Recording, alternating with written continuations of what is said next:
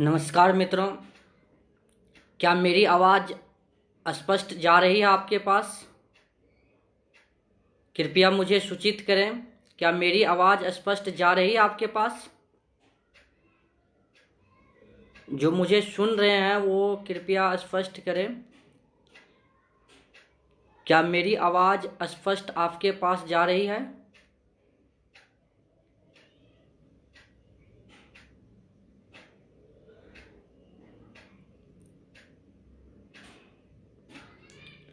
सभी को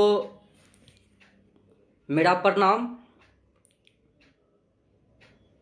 मुझे सुन रहे विद्वत समाज, मेरे अग्रज, मेरे सहपाठी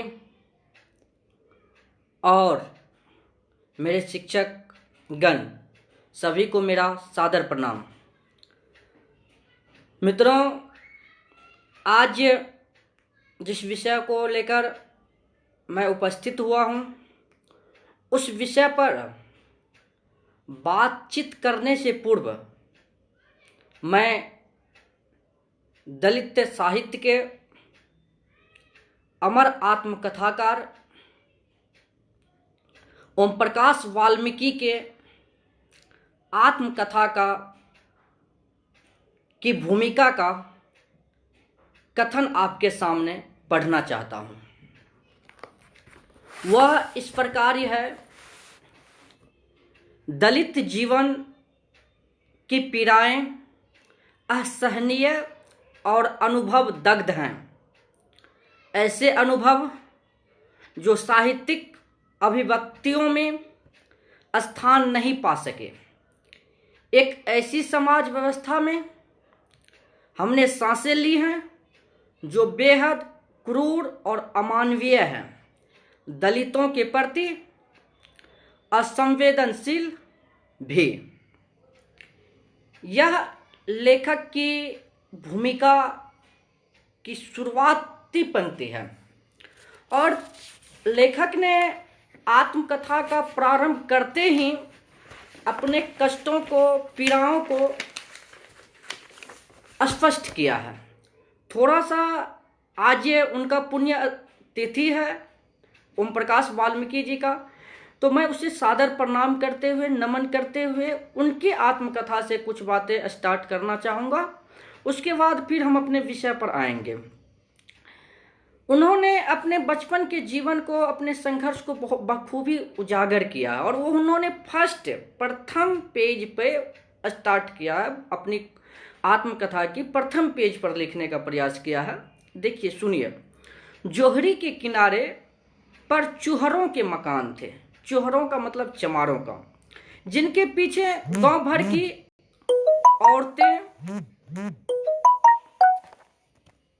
औरतें, जवान लड़कियां, बड़ी बूढ़ी, यहाँ तक कि नई नवेली दुल्हन भी इसी डब्बों वाली के किनारे खुले में टट्टी परागात के लिए बैठ जाती थी। रात के अंधेरे में ही नहीं, दिन के उजाले में भी पर्दों के पीछे रहने वाली त्यागी महिलाएं घूंघट काढ़े, दुसाले ओढ़े इस सार्वजनिक जीवन खुले शौचालय में निवृत्ति पाती थी। तमाम शर्म लिहाज छोड़कर वे डब्बों वाले किनारे गोपनीय जिस्म उघाड़ कर बैठ जाती थी। इसी जगह गांव भर के लड़के लड़ाई झगड़े, गोलमेज कॉन्फ्रेंस की शक्ल में चर्चित होते थे। हम चारों तरफ गंदगी भरी होती थी। ऐसी दुर्गंध मिनट भर में सांस घुट जाए। तंग गलियों में घूमते सुअर, नंग धरंग बच्चे, कुत्ते, रोजमर्रा झगड़े, बस यह था वातावरण जिसमें बचपन बीता। दोस्तों, दलित जीवन का इससे सुंदर उदाहरण आपको शायद कहीं मिले। और यह जो जीवन है, यह जीवन किसी आसमान की धरातल या स्वर्ग की कल्पना नहीं दिखाती है। यह जीवन 2 वक्त की रोटी के स्वप्न दिखाते हैं। यह जीवन शर्मो हया को उघाड़ कर रख कर देखने को प्रेरित करता है। यह जीवन उन करोड़ों लाखों दलितों की जीवन का रूप है जहां दुख हैं, तकलीफें हैं, दर्द हैं। मित्रों, दलित साहित्य पर जब हम बात करते हैं, दलित आत्मकथा पर जब हम बात करते हैं, तो सर्वप्रथम हमें दलित शब्दों पर विचार कर लेना चाहिए कि दलित शब्द का अर्थ क्या होता है। तो बता देना चाहूंगा कि दलित शब्द का अर्थ होता है दबाया गया, सताया गया, गिराया गया, उपेक्षित, शोषित, दमित, अपमानित, बहिष्कृत आदि आदि। जब हम दलित शब्द का अर्थ जान लेते हैं तो हमें इस चीज पर भी ध्यान देना चाहिए, इन बातों को भी ध्यान में रखना चाहिए कि दलित साहित्य का केंद्र बिंदु कौन है, किसके जीवन पर केंद्रित करके यह दलित साहित्य रचा गया है। जब हम इस पर विचार करते हैं तो हम पाते हैं दलित साहित्य के केंद्र में अनुसूचित जातियां, अनुसूचित जनजातियां, घुमंतू जातियां हैं। इसके साथ ही हिंदू वर्ण व्यवस्था में दूसरे दर्जे में आने वाली स्त्रियां, शूद्र, कही जाने वाले पिछड़ी जातियां भी हैं। स्त्रियों में विशेषकर असहाय, विधवाएं, वेश्याएं, देवदासियां, ईंट भट्ठे पर काम करने वाले मजदूरें ने, अत्यधिक पिछड़ी जातियां तथा कूड़े से प्लास्टिक बिनने वाले आदि आदि लोग हैं। जब हम दलित साहित्य के केंद्र बिंदु पर बात कर लेते हैं, दलित साहित्य के केंद्रीय बिंदु पर जब बात कर लेते हैं, तो हमारा जो ध्यान जाना चाहिए वह ध्यान जाना चाहिए दलित साहित्य की भाषा कैसी है। क्या वह सरल है? क्या वह गुदगुदाने वाली है? क्या वह व्यंजक है? क्या वह मनोहारी चित्रण करने वाली चित्र प्रस्तुत करते हैं? तो मित्रों, मैं आपको बता दूं, दलित साहित्य की भाषा में रोष है, आक्रोश है, प्रतिरोध है, फटकार है, प्रतिकार है और उसकी भाषा आंदोलन और व्यवस्था के विरुद्ध संघर्ष करने की प्रेरणा देती है। उसके साहित्य के केंद्र में, उसकी भाषा में समता की बात होती है, बंधुता की बात होती है और भ्रातृत्व की बात होती है। दलित साहित्य की भाषा मूल रूप से इन्हीं बिंदुओं को लेकर के चलती है। दलित साहित्य की भाषा में प्रतिरोध के स्वर मुख्य रूप से उभर कर आते हैं, आक्रोश आते हैं, व्यवस्था को बदलने की बात आती है। जब हम दलित साहित्य की भाषा पर बात कर लेते हैं तो हमें इस विषय पर भी विचार करना चाहिए कि दलित साहित्य पर क्या क्या आरोप लगता है। तो मैं आपको बता दूं, दलित साहित्य पर जो आरोप लगते हैं, वह आरोप, पहला जो आरोप है वह आरोप है दलित साहित्य केवल दलितों द्वारा लिखे साहित्य को क्यों कहा जाता है। तो मित्रों, इसका जवाब भी आपको जान लेना चाहिए। दलित साहित्य कोई सत्यनारायण भगवान का प्रसाद नहीं है कि सब आए और हाथ फैला करके लेकर चले गए। दलित साहित्य स्वानुभूति का साहित्य है, दलित साहित्य आत्म अनुभूति का साहित्य है, दलित साहित्य भोगा हुआ यथार्थ का साहित्य है और दलित साहित्य दलितों द्वारा लिखा गया साहित्य है। और जो व्यक्ति दलित साहित्य लिखने की बात करते हैं, चाहे वो गैर हो, जो दलित ना हो, सवर्ण जाति के लोग हों, अगर वो दलित साहित्य लिखने की बात करती है तो वह तो स्वयं भुक्तभोगी होते नहीं हैं और दलित के पीड़ा को देखते नहीं हैं। जब दलित के पीड़ा को भोगा नहीं, दलित के यथार्थ जीवन से अभिज्ञ हुआ नहीं, जाना नहीं, उनको उन दर्द को जाना नहीं, उन कष्टों को झेला नहीं, तो फिर दलित साहित्य कैसे लिख सकते हैं? अगर वह लिखने का भी प्रयास करे तो वह साहित्य सहानुभूति का साहित्य कहलाएगा, न कि दलित साहित्य कहलाएगा। मित्रों, जब हम दलित साहित्य पर बात कर लेते हैं तो दलित साहित्य पर दूसरा जो आरोप लगता है वह आरोप यह है कि प्रेमचंद के लिखे साहित्य को दलित साहित्य क्यों नहीं माना जाता है। इसका बखूबी जवाब ओम प्रकाश वाल्मीकि ने दिया है। ओम प्रकाश वाल्मीकि ने कहा है, प्रेमचंद ने दलित चेतना की कई कहानियां लिखी, सदगति, ठाकुर का कुआं, दूध का दाम आदि, लेकिन अंतिम दौर की कहानी कफन तक आते आते वे गांधीवादी आदर्शों, सामंती मूल्यों, वर्ण व्यवस्था के पक्षधर दिखाई पड़ते हैं। तो दूसरा जो आरोप दलित साहित्य पर लगता है कि प्रेमचंद के लिखे साहित्य को हम दलित साहित्य क्यों नहीं माने, तो उसका जवाब ओम प्रकाश वाल्मीकि ने दिया कि दलित साहित्य दलित चेतना को आधारित करके, दलित चेतना से संपन्न कहानी तो प्रेमचंद ने लिखा है, जैसे सदगति है और दूध का दाम है, ठाकुर का कुआं है, परंतु जब वे कफन जैसी कहानी लिखते हैं तो वे वहां पर गांधीवादी आदर्शों को मूल्य बना लेते हैं। वे सामंती विचारधारा को अपनी विचारधारा बना लेते हैं। तो इस दृष्टिकोण से प्रेमचंद के साहित्य को दलित साहित्य नहीं कहा जा सकता है।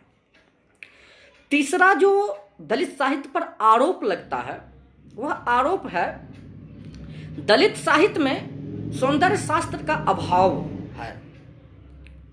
इसका जवाब आप स्वयं अनुभव कर सकते हैं और स्वयं दे सकते हैं। मित्रों, सुंदरता चक्षु की आकर्षण को रूपांतरित करता है, क्योंकि सुंदरता के प्रति हमारी आंखें आकर्षित होती है। जब दलित साहित्य में, दलित जीवन में कोई सुंदरता ही नहीं है, वहां दुख है, बलात्कार है, असंतोष है, पीड़ाएं हैं, दर्द हैं, तो फिर वहां पर सुंदरता क्या खोजा जाए? वहां दलित साहित्य में सुंदर शास्त्र क्या देखा जाए? लेकिन मित्रों, जब आप दलित साहित्य को पढ़ेंगे, दलित साहित्य पर विचार करेंगे, दलित साहित्य की आलोचना को देखेंगे, तो दलित साहित्यकारों ने भी वहां पर सौंदर्य शास्त्र गढ़ा है और दलित साहित्यकारों ने सौंदर्य शास्त्र की उचित परिभाषा दी है। तो उन्हें भी देखना चाहिए। मूल रूप से कहा जा सकता है कि जब दलित साहित्य में बलात्कार, उत्पीड़न, भूख की पीड़ा, आहे आह की बातें लिखी हो तो उसमें कौन सा सुंदर आ सकता है? और दूसरी, दलित साहित्य यथार्थ पर आधारित है और यह भुक्तभोगियों का साहित्य है। जाके पाँव न फटी विवाई, वह का जाने पीर पराई। The king maker Lalu Prasad Yadav की अनकही दास्तान के लेखक जयंत जिज्ञासु ने बार बार अपने भाषणों में और अपने जीवनी में, लालू प्रसाद की जीवनी में इस बातों का उल्लेख किया कि जो पूस की रात देखी नहीं वह हल्कू का क्या दर्द जाने। तो दलित साहित्य पर मूलतः ये आरोप लगाया जाता है। इसके साथ अनेक और आरोप हैं जिसे आप देख सकते हैं और जान सकते हैं। दलित आत्मकथाकार जो हैं, दलित आत्मकथाकारों का जो संकट भरा दौर है वह कोई संकट साधारण नहीं है। वह संकट अपनों से है, वह संघर्ष अपनों से है, परायों से है, समीक्षकों से है, हिंदू वर्ण व्यवस्था के समर्थकों से है। दलित आत्मकथाकारों पर आरोप लगाया जाता है दलित लेखक अपनी आत्मकथाएं लिखकर दलितों की अस्मत जरी क्यों कर रहे हैं। दूसरा जो दलित आत्मकथाकार पर आरोप लगाया जाता है, दलित आत्मकथाकारों की भाषा अश्लील है। जैसा मैंने आपको भाषा के बारे में बताया था, और उसके ये दो आरोप मुख्यतः दलित आत्मकथाकार पर लगाए जाते हैं। दलित आत्मकथाकारों का जो संकट है वह संकट असहनीय, कष्ट साध्य है, वह दुरूह है। दलित आत्मकथाकार मोहनदास नेमिष राय ने अपनी आत्मकथा में लिखा है कि दलित आत्मकथा लिखने के संकट दोहरे हैं। दलित कथाकार को पहले स्वयं अपने समाज, जाति, परिवार और रिश्तेदारों से जूझना पड़ता है। बाद में स्वर्ण जाति के समीक्षकों, टीकाकारों से भी उलझना जरूरी हो जाता है, जो शालीनता तथा अश्लीलता का विपरीत शब्दावलियों के बहाने ऐसे कथाकारों को कोसना कतई नहीं भूलते हैं। तो ये दलित साहित्यकारों के संकट हैं, दोहरे संकट से वे जूझते हैं। एक तो उनके जाति के लोग उनका विरोध करने लगते हैं, एक स्वर्ण समीक्षक या हिंदी समीक्षक, हिंदी साहित्य जगत के समीक्षक उन पर टीका टिप्पणी करने लगते हैं, और एक तो उनका परिवार स्वयं उनका विरोध करने लगते हैं। इसका सुंदर उदाहरण नेमिष राय ने ही उल्लेखित किया है अपनी आत्मकथा में। उन्होंने कहा कि आत्मकथा छपने के तत्पश्चात ही मुझे अपने तथा परायों दोनों ने अपनी अपनी तीखी प्रक्रियाओं, लांछनों, दोषारोपणों तथा शील अश्लीलता की कई पुरानी परिभाषाओं के साथ खूब घेरा। जहां एक तरफ मेरे भाइयों ने यह कहा कि इस पुस्तक को जला दो, अन्यथा मैं तुम्हें जला दूंगा। एक मित्र रंजन जेदी ने कहा, उन्होंने इसलिए बुरा माना और कहा कि आखिर आत्मकथा लिखने का तुम्हारा मकसद क्या है। मैंने लौंडेबाजी के संदर्भ में मेरठ के स्थानीय मुसलमानों का जिक्र किया था, जो उन्हें बेहद खला। स्वयं दलित समाज से दो चार ने मुझे ताने भी कसे। उनका कहना था कि अपनी ही जाति की दबी हुई परतें उघाड़ने की क्या आवश्यकता है। तो मोहनदास नेमिष राय का जो दर्द है और जो संघर्ष है, जो संकट है, वह संकट मूलतः सभी आत्मकथाकारों के हैं। दलित जितने आत्मकथाकार हुए हैं उन सभी आत्मकथाकारों की ये संकट है। स्वयं ओम प्रकाश वाल्मीकि लिखते हैं, जूठन में कई मित्र हैरान थे, अभी से आत्मकथा लिख रहे हो। एक मित्र ने ही यह भी सलाह दी थी कि मैं आत्मकथा लिखकर अपने अनुभवों का मूलधन खा रहा हूं। कुछ का यह भी कहना था कि खुद को नंगा करके अपने समाज की हीनता को ही बढ़ाएंगे।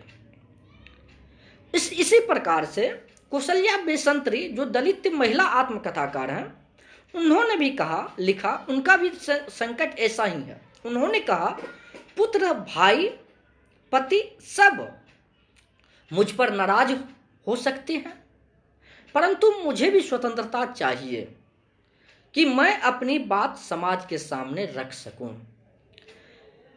दिल्ली विश्वविद्यालय के वर्तमान हिंदी विभागाध्यक्ष और दलित आत्मकथाकार शिवराज सिंह बेचैन ने भी अपनी आत्मकथा मेरा बचपन मेरे कंधों पर भी अपने संकट का बखूबी वर्णन किया है।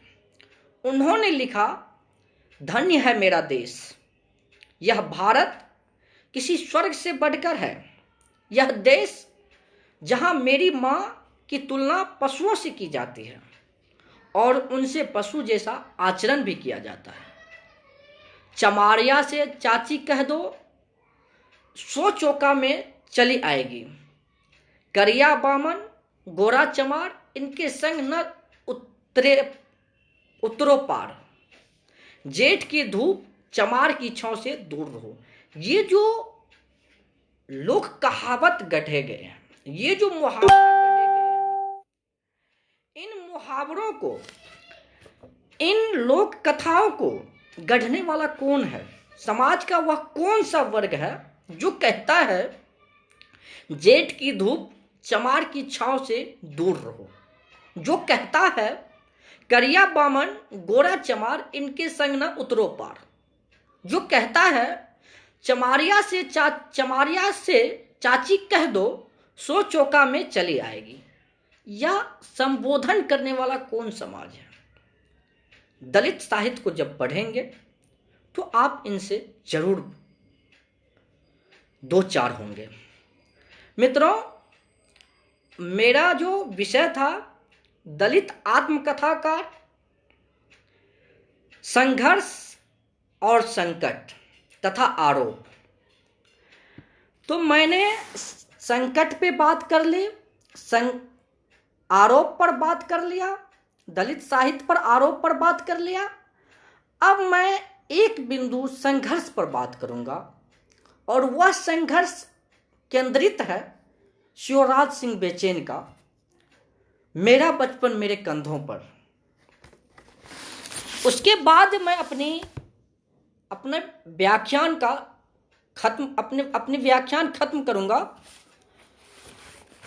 शिवराज सिंह बेचैन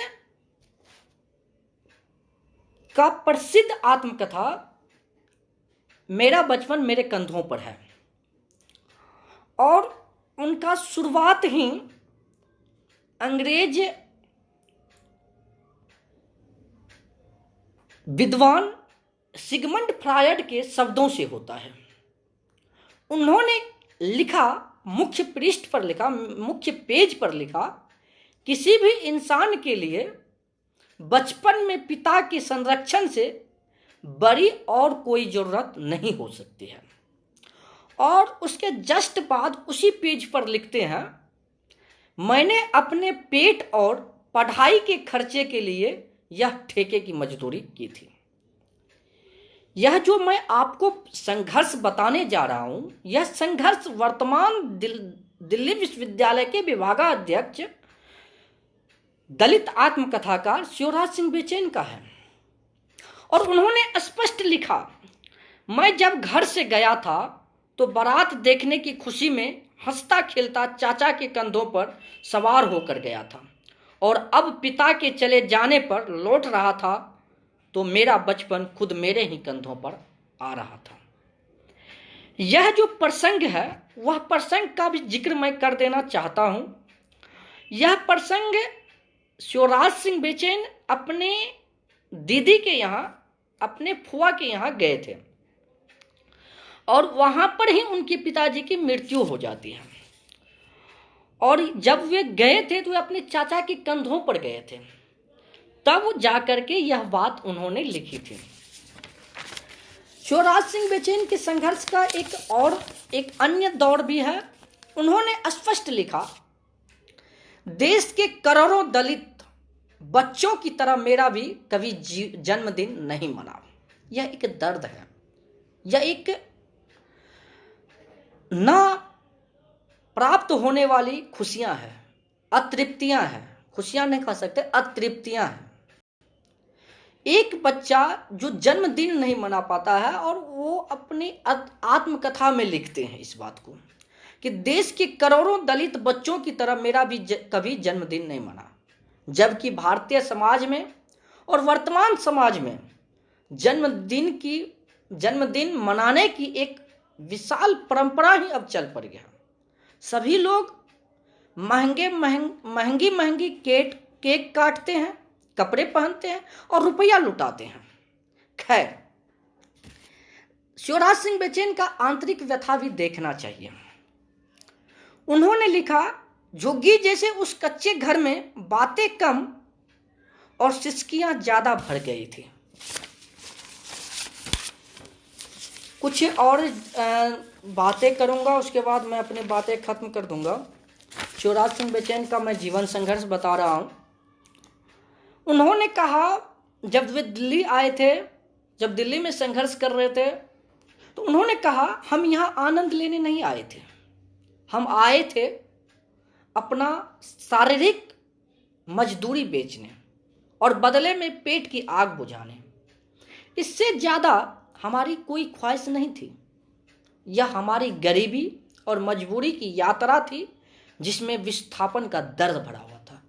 यह विस्थापन का जो दर्द है, यह आज करोड़ों लाखों लोगों का दर्द है। आप लॉकडाउन की दौर को याद कर सकते हैं। आप कोरोना काल के विषम काल से गुजर रहे हैं और लॉकडाउन में आपने देखा था कि विस्थापन के फलस्वरूप लोगों को कितना कष्ट झेलना पड़ा था, कितनी परेशानी उठानी पड़ी थी। तो शिवराज सिंह बेचैन का भी एक दर्द था, विस्थापन का दर्द।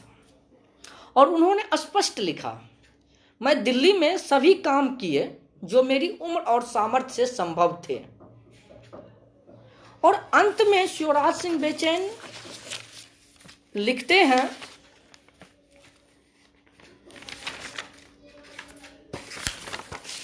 उसके बाद मैं अपनी बातें खत्म कर। और अंत में शिवराज सिंह बेचैन लिखते हैं, देश के करोड़ों दलित बच्चों की तरह मेरा भी कभी जन्मदिन नहीं मना। और वे ये भी लिखते हैं कि एक दो प्रसंग का जिक्र और मैं करूंगा, उसके बाद मैं अपनी व्याख्यान खत्म कर लूंगा। वे लिखते हैं, उनके विद्यार्थी जीवन का जो दौर था, उस दौर में वो लिखते हैं, मैं अपने उस विद्यार्थी जीवन को लेकर अकेले में कई बार फपक कर रोने लगता था, पर न जाने कहां से मेरे भीतर यह आशा बलवती हो उठती थी कि जो कष्ट, शोषण और मुसीबत आज है, कल नहीं होगी।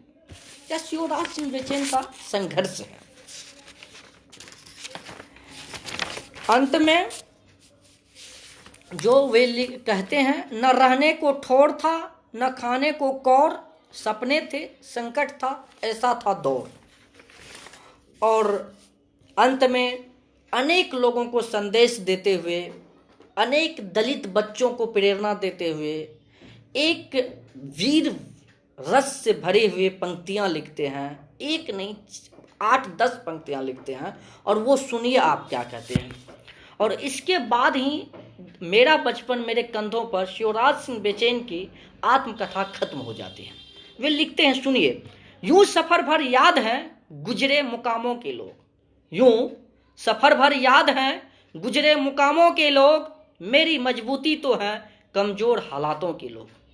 यूं सफर भर याद है गुजरे मुकामतों के लोग, मेरी मजबूरी तो है कमजोर हालातों के लोग। दोस्त दुश्मन गैर अपने, दोस्त दुश्मन गैर अपने, पास से देखे सभी। दोस्त दुश्मन गैर अपने, पास से देखे सभी, है तो ये इंसान ही आखिर सब धर्म जातों के लोग, है तो ये इंसान ही आखिर सब धर्म जातों के लोग। मैं कई सदियों से यूं खामोश था, संतप्त था, मैं कई सदियों से यूं खामोश था, संतप्त था, मेरे जानिब से बहुत बोले हैं बेबातों के लोग, मेरे जानिब से बहुत बोले हैं बेबातों के लोग। बात मंजिल की तो करने का कोई मतलब नहीं, बात मंजिल की तो करने का कोई मतलब नहीं, ये तजुर्बात सफ़र ले मुझसे जो चाहते हैं लोग, ये तजुर्बात सफ़र ले मुझसे जो चाहते हैं लोग। यह मेरा बचपन करोड़ों बेसहारों का वजूद, यह मेरा बचपन करोड़ों बेसहारों का वजूद है उन्हीं के हाथ में जीवन जो दे पाते हैं लोग, है उन्हीं के हाथ में जीवन जो दे पाते हैं लोग। बच गई हैं सांसें तो ले आया मैं, बच गई हैं सांसें तो ले आया मैं इस अंजाम तक, बच गई है सांसें तो ले आया मैं इस अंजाम तक। कल मिलूँगा मुझसे मिल लेना बहुत चाहते हैं लोग, कल मिलूँगा मुझसे मिल लेना बहुत चाहते हैं लोग, बहुत चाहते हैं लोग। मित्रों, इन्हीं चंद शब्दों के साथ मैं अपनी वाणी को विराम देता हूँ। आप सबों का बहुत बहुत धन्यवाद। आपने सुना, मुझे अपना प्यार दिया, स्नेह दिया, इसके लिए मैं ताउम्र आप लोगों का कृतज्ञ हूँ। और इन्हीं चंद शब्दों के साथ अपनी वाणी को विराम देता हूँ। जय हिंद, जय भारत।